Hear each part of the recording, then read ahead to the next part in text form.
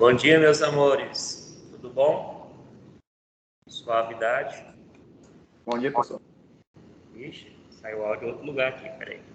Tá me ouvindo direitinho? Sim. Deixa eu colocar aqui no fone. Ixi, Maria. Peraí. E aí, estão me ouvindo agora? Deixa eu só ver aqui se está na configuração. Estão me ouvindo? Sim. Rapaz, eu mudei aqui para o Windows 2000, o Windows 11. Estou apanhando aqui um pouquinho ainda. Deixa eu só mudar aqui a saída do áudio, acho que dá certo.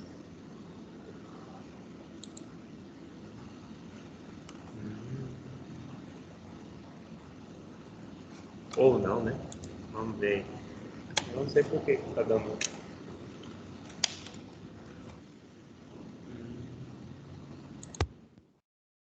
Deu certo agora? Deixa eu ver o áudio. Tá bacana para vocês?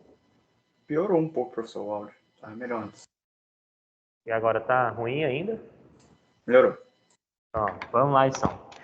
Meus amores, hoje nós vamos continuar o capítulo de agricultura, certo? O que está faltando para nós encerrarmos o conteúdo de agricultura? A gente vai falar só de reforma agrária e relação de trabalho. Eu creio que na aula de amanhã eu concluo o capítulo de número 8. É porque tem dois capítulos 8, não sei se vocês perceberam. É o 8 da frente A e o 8 da frente B. O 8 da frente A é agricultura e o 8 da frente B é indústria. Então hoje eu vou andar muito próximo de terminar o capítulo, mas amanhã eu concluo. Eu queria convidá-los na quarta-feira, às 17 horas, na quarta-feira da próxima semana, eu vou dar 2 aulas. Por quê? Eu não vou ter aula sexta-feira, vocês sabem que o simulado foi antecipado, não foi? Era no sábado e agora vai ser na sexta-feira. Então, eu tenho muitas aulas na sexta, tive feriado agora e tal. E aí, na quarta-feira, das 17 horas, aí eu coloquem na agendinha de vocês, até às 18h40, ou seja, 2 aulas. Na quarta-feira eu vou fazer só questões de agricultura e de indústria, que eu vou começar sexta-feira. Tudo bem? Alguma pergunta, alguma dúvida? Fé em Deus, João Pedro Salim, vai ser deles. Alguma pergunta, alguma dúvida? Não, né? Pessoal, localizem na apostila de vocês. Eu vou continuar aqui, caso tenha alguma pergunta, vocês me fazem aí, tá bom? Não fiquem caladinhos, não. Na aula passada, a gente parou aqui nas relações de trabalho do capítulo. Vamos falar aqui um pouquinho sobre essas relações de trabalho e já avançar um pouquinho na estrutura fundiária brasileira. Vou localizar aqui e compartilhar com vocês o livro.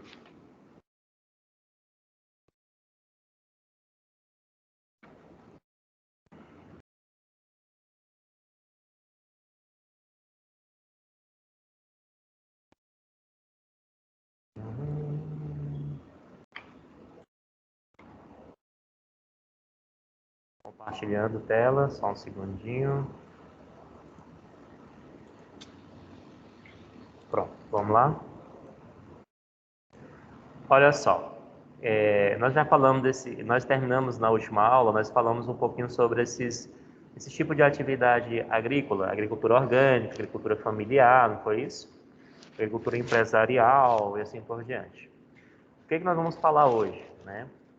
Das relações de trabalho no campo. Então, existem algumas relações de trabalho que elas são fundamentais. Página de número 50, se você tiver com a sua aí.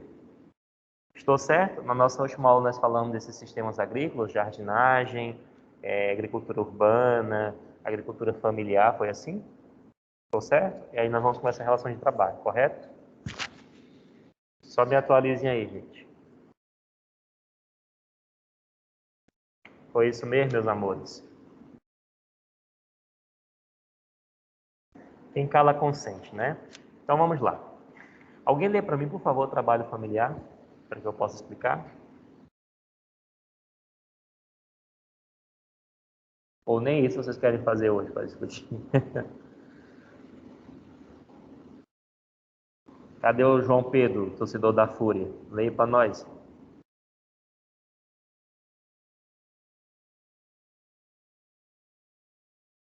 João Pedro está aí? Meus amores, eu preciso da participação de vocês. A aula já é remota. Se vocês não participarem, não dialogarem comigo, aí complica um pouco mais, tá ligado? Porque eu vou ficar dando aula como se eu estivesse falando sozinho. É muito estranho isso. E aí, vamos lá?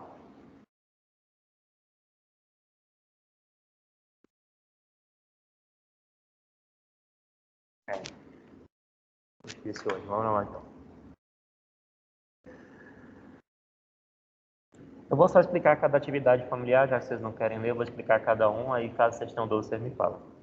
O trabalhador familiar, ele é uma atividade econômica que é exercida exclusivamente pela família, né? Até eu falei na aula passada, existe uma unidade medida no campo, que é o chamado módulo fiscal. O módulo fiscal, nós vamos ver o conceito hoje mais aprimorado, ele nada mais é do que uma unidade de terreno que sirva a 4 pessoas adultas. Você consiga manter 4 pessoas adultas, que você tem uma subsistência de 4 pessoas adultas. E aí que está, uma terra no semiárido não é a mesma terra lá no campo, por exemplo, no cerrado. Porque quanto mais solo fértil quanto mais fértil o solo é e quanto mais o clima é ideal, você precisa de uma terra menor para você manter 4 adultos com subsistência.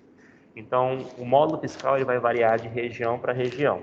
E a propriedade familiar ela tem que ter até 4 módulos fiscais. Passou disso, já não é mais propriedade familiar. Até 4 módulos fiscais e só pode ter 2 mãos de obras empregadas assalariadas com carteira assinada.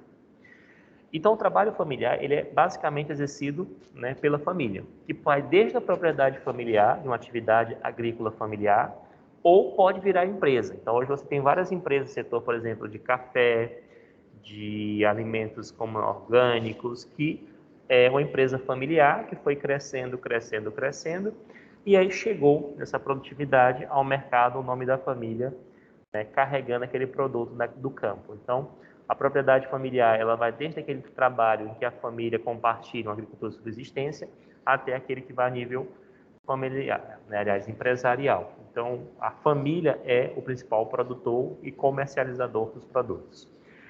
A parceria funciona basicamente com um tem a terra, o outro tem a mão de obra. E aí você faz uma parceria, dessa parceria existe um acordo que é firmado. O acordo ele pode ser o acordo de meeiros, que é quando você produz e divide o resultado da produção. É claro que o proprietário de terra e o cara que vai produzir, eles têm que fazer um acordo de tal maneira que seja bom para os dois. Se o proprietário de terra der instrumentos, insumos, maquinários, é muito provável que ele queira uma parcela maior da produção, que é o que nós chamamos de meeiros. Fica metade para quem produziu e metade para o proprietário de terra. Mas se ele dá somente a terra e o cara produz, às vezes ele faz um acordo de 1/3 da produção, né, de 1/4 da produção, vai depender do acordo que é fixado entre produtor e proprietário de terra. Você pode também arrendar a terra, que é uma espécie de aluguel, você aluga a terra para plantar, né? Na cidade aqui em Teresina, por exemplo, as pessoas costumam arrendar terras para fazer estacionamentos. Então você pega lá uma terra, uma propriedade, um terreno urbano que está sem funcionalidade, e aí você faz com que, né, divide lá de acordo com as especificidades, e as pessoas passam a construir a estrutura para fazer os estacionamentos. Só que como a gente está falando de arrendatários aqui na zona rural, então normalmente o cara arrenda a terra, ele aluga a terra com uma função de produzir, né, uma função de cultivar ou então de criar algum animal, né, como por exemplo bode, carneiro, né, o próprio gado bovino e assim por diante. Existem 2 relações de trabalho que são importantes, que é o trabalho assalariado, né, que é tanto permanente como temporário. E os 2 caem no Enem. O trabalhador permanente, ele é muito utilizado naquele modo de produção empresarial. Então, como é que funciona a empresa no campo hoje no Brasil? Um grande produtor de soja, ele tem uma grande produção e ele precisa, por exemplo, de 40, 30 trabalhadores ali para ajudar naquele processo. Então, ele manda toda semana um ônibus para a cidade mais próxima, pega os trabalhadores, levam para o campo. No campo, eles têm dormitórios, eles têm alimentação, né, área de refeitórios e tudo. Aí eles trabalham durante toda a semana e quando dá sexta-feira, um ônibus vai deixar na cidade. E aí eles têm carteira assinada, 13º, todas as leis trabalhistas são seguidas. É um chamado trabalhador assalariado permanente. Existe o temporário, que é aquele que vai, existe um contrato ali, por exemplo, na época da colheita. Como é que o Enem pode cobrar isso aí? Por exemplo, ele pode trazer um texto sobre um programa que os Estados Unidos desenvolveu, que chamava-se Braceiros, que era isso aqui, ó. A expressão Braceiros era um programa que os Estados Unidos desenvolveu logo depois do fim da escravidão, no final do século XIX. Então, na época da colheita, sobretudo do algodão, faltava mão de obra, já que o tráfico negreiro foi proibido e a escravidão chegou ao fim. Lembrando que no sul dos Estados Unidos, ali nas colônias do sul, a mão de obra utilizada era escrava dentro do sistema do plantejo. Então, para tentar atender, né, essa colheita, o que foi que eles fizeram? Criaram um programa chamado Braceiros, que era um programa que permitiu os mexicanos adentrarem no México, e ao entrar no México, eles colhiam, participavam do período do que tinha uma demanda maior por mão de obra, mas quando encerrava o período da colheita, eles deveriam, teoricamente, voltar para o México. Só que, por que eu falo teoricamente? Porque muitos não voltaram, não voltavam, continuavam nos Estados Unidos, e aí o governo norte-americano decidiu descontinuar esse programa. Então, como é que o Enem cobraria? Ele colocaria, né, um texto falando sobre esse programa e ele perguntaria como isso se caracterizaria. Aí você teria que marcar como relações de trabalho rural temporário, ou seja, é um trabalho temporário, que não existe um vínculo permanente.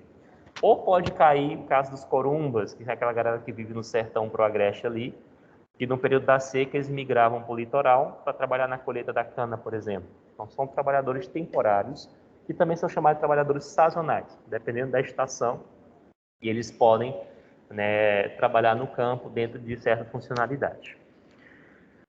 A escravidão por dívida no Brasil é crime, né? Ninguém pode ser preso ou ficar aprisionado por dívida. Historicamente falando, nós temos duas situações interessantes do final do século XIX. A primeira situação interessante acontece em 1950, quando o governo cria a Lei de Propriedade Rural, ou seja, ele pega as terras brasileiras e faz o registro dessas terras brasileiras na mão da galera que tinha mais dinheiro. Quando a escravidão acaba no Brasil em 88, né, 1888, os escravos são libertos, porém eles não têm terras para eles ocuparem, já que antes disso, 38 anos antes, essas terras já tinham título de propriedade. Então, muitos desses escravos voltam a trabalhar para os seus antigos algozes, só que agora dentro de uma relação muito estranha. Por quê? Eles eram assalariados, porque a escravidão chegou ao fim, mas o fazendeiro colocava, né, comércio, bares dentro do próprio terreno e que você comprava com desconto no salário. E aí a pessoa terminava virando escravo da própria dívida. Acontece, por exemplo, nos Estados Unidos, que muita gente quer atravessar a fronteira para trabalhar nos Estados Unidos, não tem 30, 20 mil dólares para dar para o cartel mexicano, fazer a travessia através do coiote, que é a pessoa que faz a travessia. Aí ele atravessa e depois ele fica pagando a sua dívida com o seu trabalho. Ele passa 2, 3 anos pagando para o cartel, né, a dívida por ter atravessado ilegalmente a fronteira com os Estados Unidos. São tipos, né, ou são exemplos de escravidão por dívida. E no campo isso acontece. Só que por lei isso é demasiadamente proibido, não pode acontecer. O trabalho infantil também é uma outra realidade brasileira, mas também é estritamente proibido. Inclusive as próprias famílias são desincentivadas a permitir esse tipo de trabalho infantil no campo. Dois personagens importantes aqui, gente, são os poceiros e os grileiros. Então, deixa eu falar aqui para vocês, vou colocar aqui no chat, anote isso aqui que é importante. Quem são os atores de conflito no campo? Nós teremos o grileiro, o poceiro,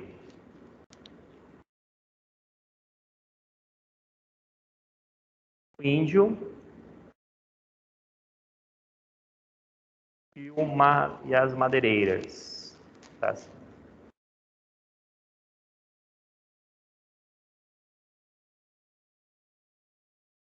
Olha aí, atores de conflitos no campo. Né? Vez por outra, nós escutamos, né, que há conflitos em determinados pontos do Brasil, na zona rural. E a gente tem que entender mais ou menos quem são esses atores do conflito. O primeiro ator que eu queria falar é o grileiro, é o cara que faz a grilagem de terra. E existem duas modalidades na grilagem de terra. Como aconteceu aqui no sul do Piauí até um tempo desse, o cara compra lá 10 hectares de uma terra, vai no cartório e registra 100 hectares. Ele compra 10 hectares e faz o registro de 100 hectares. Isso é grilagem de terra. E existe a modalidade da maior cara de pau, que o cara vai ali no cartório e registra a terra sem nem ter comprado essa terra. Esse nome grileiro, ele vem de uma expressão porque o cara fazia o registro no cartório, e é claro que para fazer esse registro ele tem que ter um esquema lá com o cartório, e ele pega então o documento falsificado, coloca dentro de uma gaveta cheio de grilos, e os grilos trabalham no processo de envelhecimento desse documento. Eles consomem ali as arestas do documento, tornam ele mais amarelado. Quando o cara, que é o real proprietário, vai reivindicar a sua terra, o grileiro mostra um documento que aparentemente é mais antigo, então que ele já seria o proprietário anterior. É o chamado fenômeno de grilagem de terra.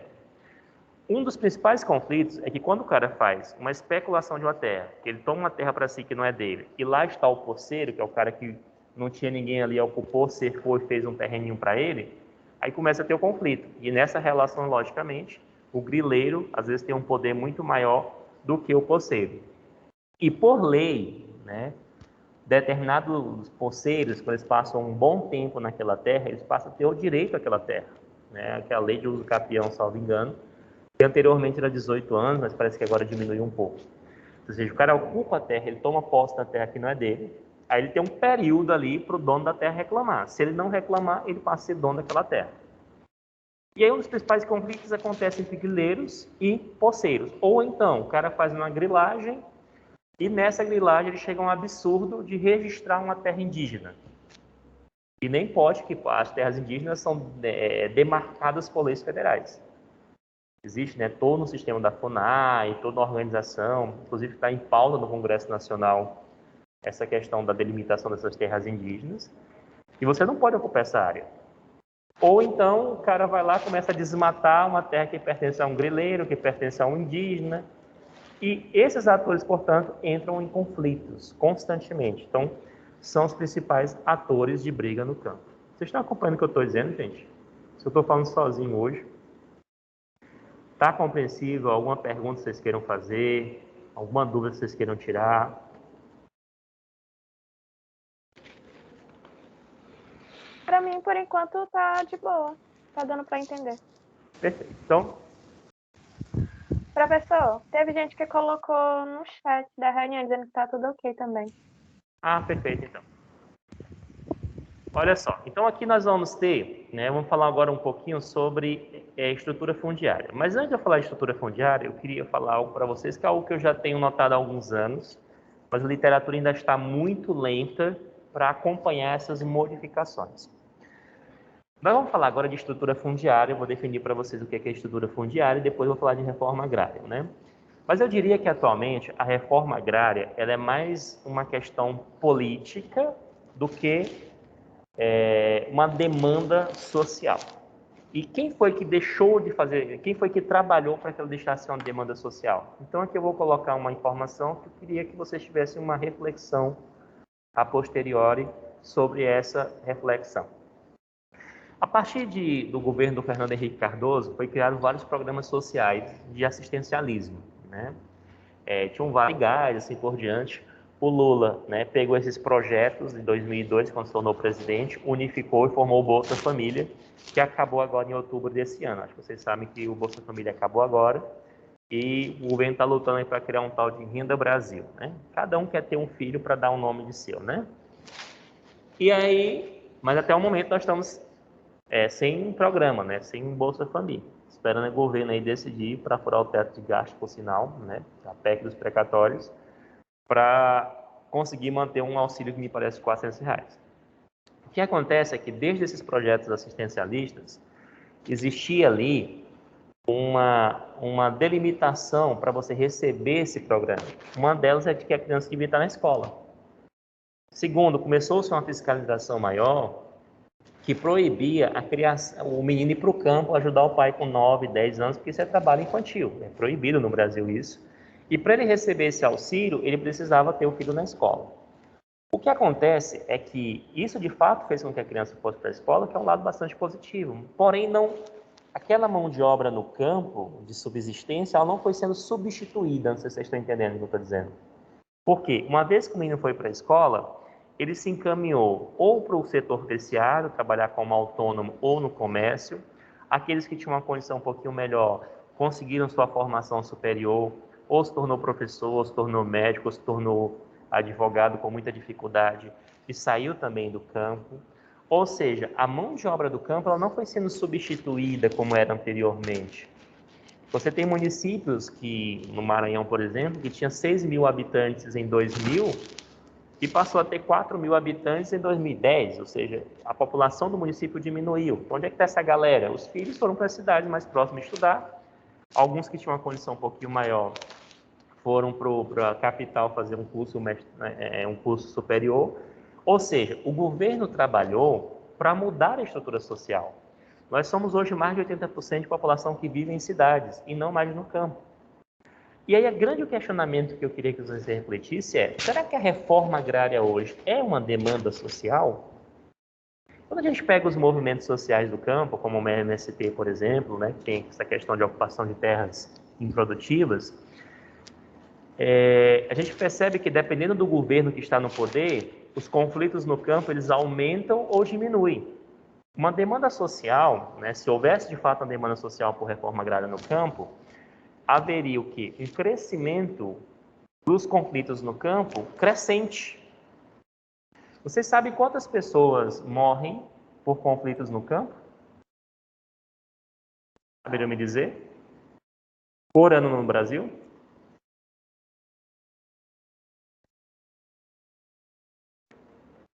Alguém saberia me dizer?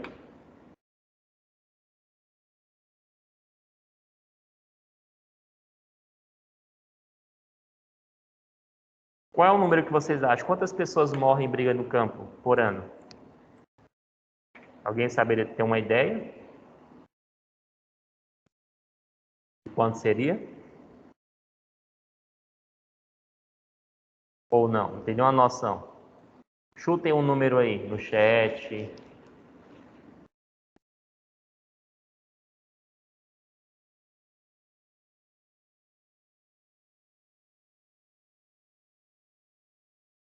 Deixa eu ver aqui o chat se vocês responderam. Quantas pessoas vocês acham que morrem por ano no campo, em brigas, conflitos de terra? Tem uma noção aí, Pedro? De quantas Eu aposto em 20 mil. 20 mil? 5 mil? Deixa eu abrir aqui a página e ver se eu pego o dado mais atualizado.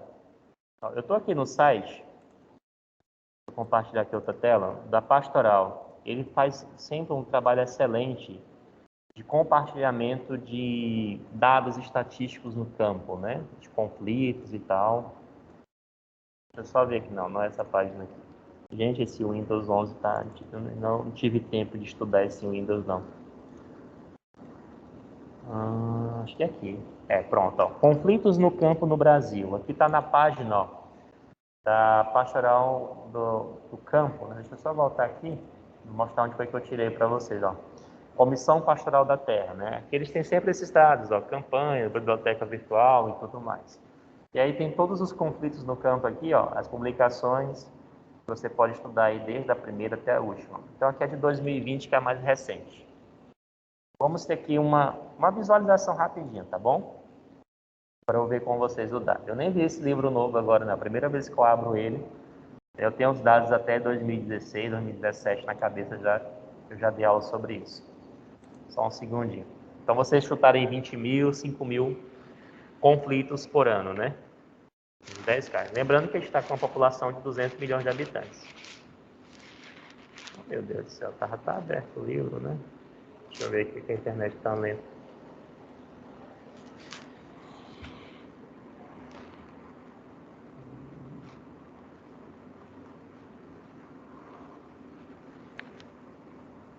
Pronto, deixa eu ver aqui, download, ó, ele acho que... Aceitei aqui, não sei nem foi que eu aceitei. Mas não, acaba tirar 100 mil da minha conta e eu aceitei aqui. Bora lá. Então aqui você tem os dados conflitos no campo, certo? Deixa eu procurar aqui no sumário, vai direto logo para os dados, né, estatísticos aqui. Conflitos no campo, tem a apresentação, a metodologia que foi tirada, conflitos no campo em 2020, 39 a página. Olha só. Deixa eu aumentar aqui para vocês, tem uns mapas aqui, né? Aqui tem as áreas de maior conflito, ó. Se você observar, essa área aqui da região, a qualidade não tá boa do mapa, né? Mas olha só, tem aqui o conflito.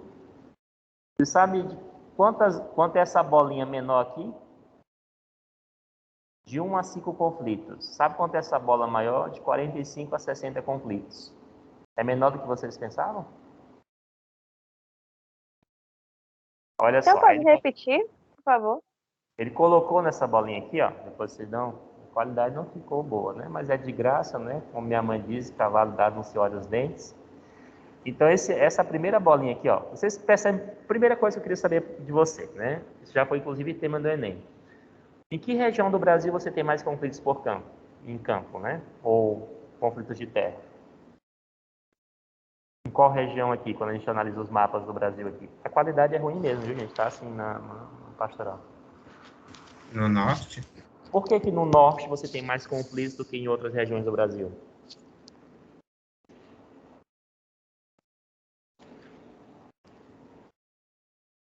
Porque lá tem mais atores, gente. Você tem o índio, ele é mais presente lá. A madeireira é mais presente lá. O grileiro e o poceiro. Então você tem 4 atores que estão sempre em conflitos. Ou o grileiro que grilou a terra de um poceiro, ou o poceiro que tomou a terra de um grileiro, ou um cara que invadiu uma terra indígena. Olha o que os indígenas estavam fazendo um tempo desse na região norte do Brasil. Os índios têm suas terras por lei e pela Constituição do Brasil demarcadas. E ninguém pode mexer lá. Só que uma coisa que a gente não pode esquecer. Quando você é proprietário de terra, você não é dono de tudo. Por exemplo, os minérios que estão no subsolo não pertencem a você, pertencem à União. Não sei se vocês sabem disso. Então, se você encontra petróleo em seu terreno, o petróleo não é seu, ele pertence ao Brasil. É claro que para a pessoa entrar no seu terreno, para extrair o petróleo, você vai ganhar um percentual. Mas você não tem o direito de explorar um minério, somente com o aval do governo federal. Então, partindo desse princípio, alguns índios estavam cedendo suas terras para que garimpeiros explorassem. E aí o governo não permitia isso, porque ele é dono da terra, ele pode plantar, ele pode criar animal, ele pode caçar, ele pode pescar, mas ele não pode explorar os minerais. Assim como você não é dono do espaço aéreo, né? Ou quando o avião passa sobre a tua casa e diz assim, o avião não pode passar aqui que o terreno é meu. Não, o espaço aéreo é espaço nacional, você é dono da superfície apenas. E isso gerava muitos conflitos naquela região. Então, a bolinha menor é de 1 a 5 conflitos. Aqui de 6 a 10, e a maior vai ser de 45 a 70, eu acho. É bem menos do que vocês imaginavam? Ou vocês imaginavam um conflito maior? Vamos pegar aqui o conflito de 2020, ó. Conflitos por terra, deixa eu diminuir aqui.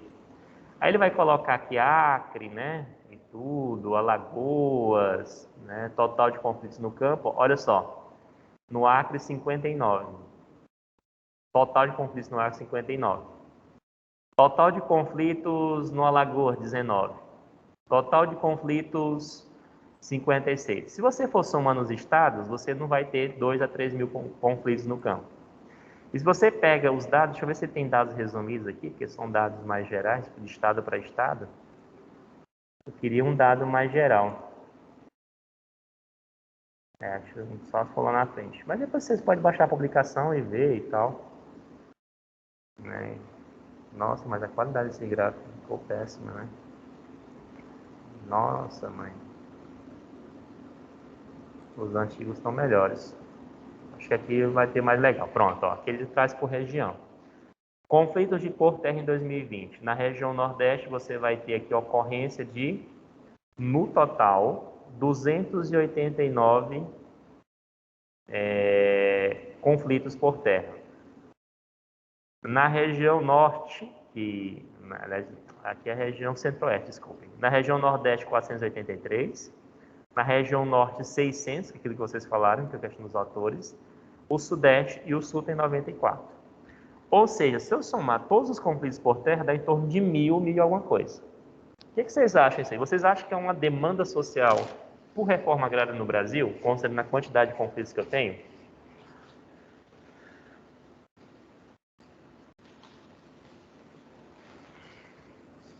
Se eu tenho em torno de 1.000, 1.200 conflitos por terra por ano no Brasil, você acha que isso é o suficiente para gerar uma reforma agrária de grande magnitude?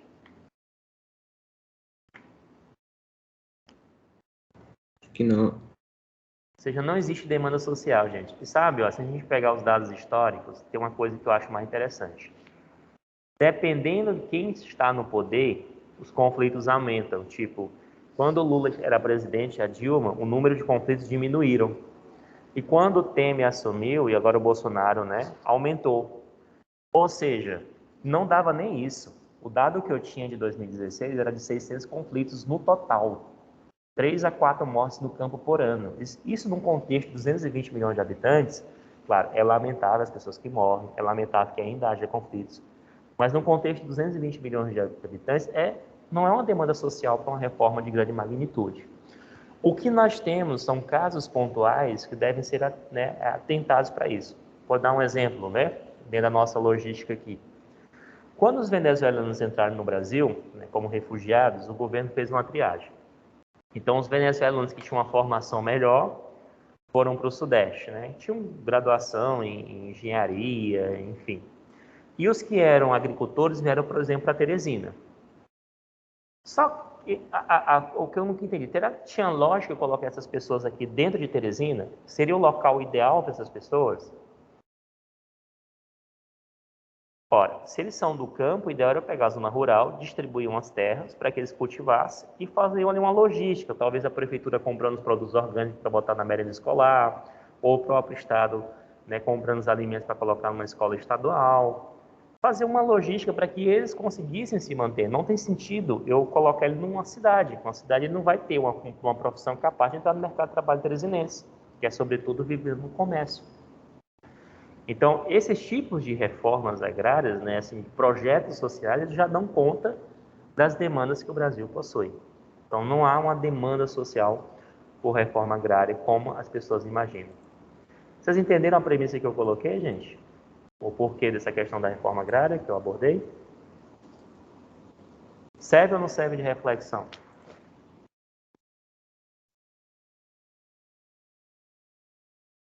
Professor, tem uma pergunta no chat.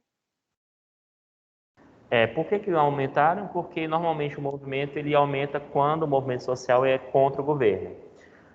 Outras coisas que também impactaram nesse contexto, Juliana, é porque o governo, através de medidas provisórias, ele permitiu, por exemplo, que os grandes proprietários de terra usassem armas para expulsar, né, a galera ali que estavam ou invadindo suas terras para pegar alguma coisa, algum tipo. Tem até uma foto, não sei se vocês lembram, que saiu do jornal, que no dia do agricultor, virou meme por sinal, né? Eles colocaram o agricultor segurando a arma em homenagem ao dia do agricultor. Vocês lembram dessa fotografia? Foi compartilhada pelo governo federal. E aí depois eles tiraram a postagem e tudo mais. E depois até a galera virou meme, né? Porque agora no dia do professor tinha lá o professor segurando a arma. O que tem a ver um agricultor segurando a arma, tá ligado? Aí no dia do médico estava lá um médico segurando a arma, entendeu? E além dos movimentos sociais serem contra o atual governo, né, as políticas implementadas no campo elas foram muito cruéis. Né? As madeireiras passaram a ter uma atuação muito forte, Juliana, desmatando mais a Amazônia, e quando a madeireira atua, ela entra em terras indígenas, ela entra em terras dos poceiros, ela entra em terras dos grileiros, aí geram mais conflitos. Então, eu diria que há um movimento social que é contrário ao governo e há políticas públicas que foram implantadas no Brasil com o governo Jair Bolsonaro que favoreceram que os conflitos no campo tivessem intensidade maior. Tudo bem, Juliana?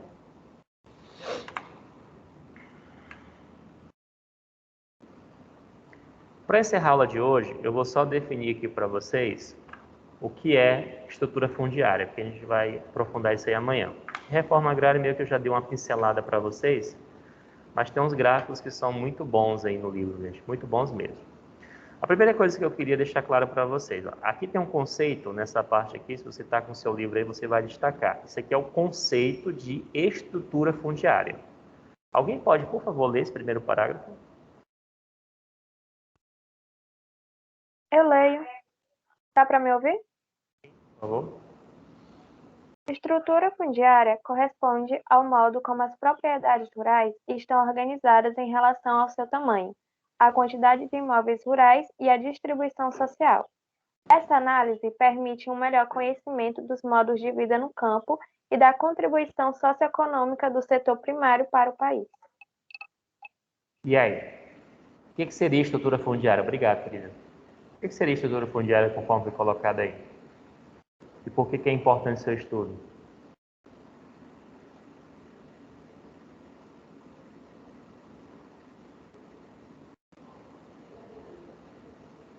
E aí?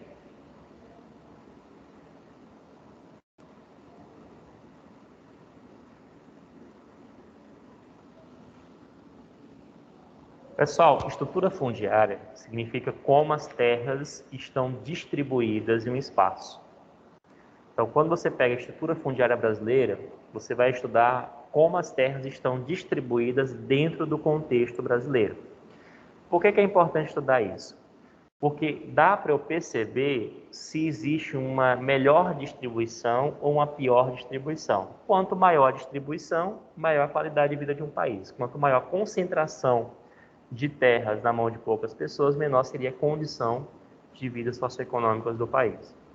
Então, imagina o seguinte, imagina que 80% da população brasileira, quase isso, tem médias e grandes propriedades. Significa que, vamos imaginar assim, que um número de 5% de um país qualquer tenham 70% das terras, ou seja, existe uma concentração fundiária, ou seja, apenas 5% da população tem 80% das terras do país.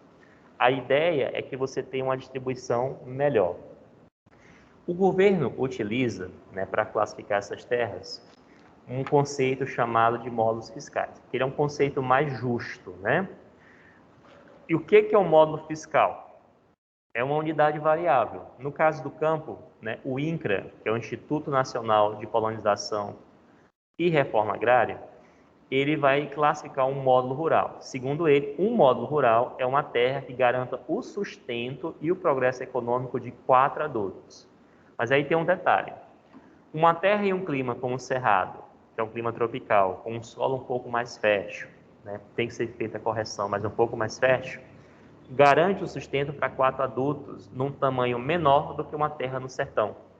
Uma terra no sertão, com pouca chuva, com clima dificultoso, você vai ter que ter uma terra maior para manter 4 adultos. Então o INCRA determina para cada região do país o tamanho de um módulo rural. Uma propriedade familiar, ela tem até 4 módulos rurais, ou seja, cada espaço ele determina o tamanho. Então vamos imaginar, suposição, tá? Que um módulo rural no centro-oeste seja 1 hectare, lá no nordeste pode ser 3, 4, 5 hectares. Então não existe um valor fixo de espaço, vai depender se essa terra é o suficiente para garantir a alimentação para 4 adultos. Então olha só a classificação que eu tenho de terras. Eu tenho minifúndio, que é menor do que o módulo fiscal, tem uma pequena propriedade que vai de 1 a 4 módulos fiscais, tem uma média propriedade que vai de 4 a 15 módulos fiscais e tem o latifúndio que ele é maior do que 15 módulos fiscais. Então é assim que eu classifico as terras no Brasil. Se ele é menor do que o módulo fiscal, minifúndio. Se ele tem de 1 a 4, é uma pequena propriedade, inclusive uma propriedade familiar, ela se encaixa aqui, porque você tem até 4 minifúndios e 2 pessoas empregadas assalariadas no máximo. A média propriedade já vai de 14 a 15 módulos fiscais e o latifúndio tem acima de 15 módulos fiscais. E olha só o que nós temos aqui. 61% das propriedades no Brasil são minifúndios. Por quê? Como eles são maiores, tem mais propriedades. Mais propriedades. O minifúndio é uma área pequena. Então, quando você pega a área pequena, 61% vai ter mais unidades de minifúndio. E os latifúndios são latifúndio apenas 3% de propriedades e as médias propriedades, aliás, as pequenas propriedades 28 e aqui 8. Mas você vai ter que estar atento a isso aqui, ó. Só existem 3% de número de propriedades, porém, esses latifúndios correspondem a 56% de todo o território nacional. O que isso indica? Vocês conseguem ver? Se 56% de terras do espaço brasileiro são ocupadas por latifúndios, o que isso indica? Alguém pode me dizer? O que isso evidencia?